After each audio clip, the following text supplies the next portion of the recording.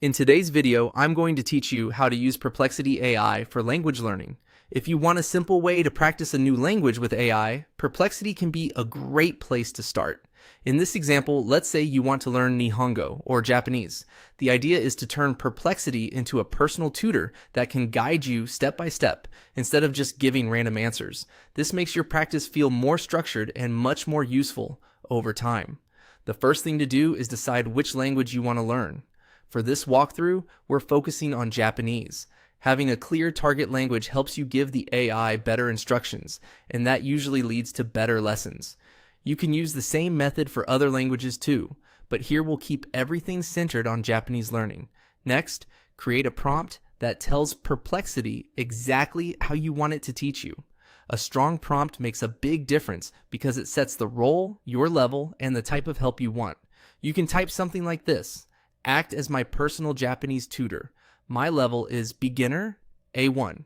Teach me through interactive lessons that improve my vocabulary, grammar, pronunciation, reading, writing, listening, and speaking skills using real-life situations.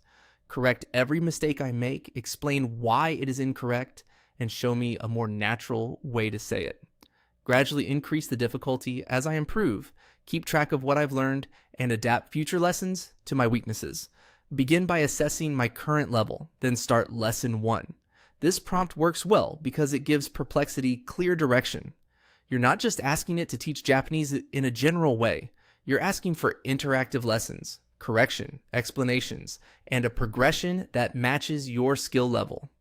That helps the AI respond more like a tutor and less like a search tool. Once your prompt is ready, click Submit. This sends your request and lets Perplexity begin building the lesson around your instructions.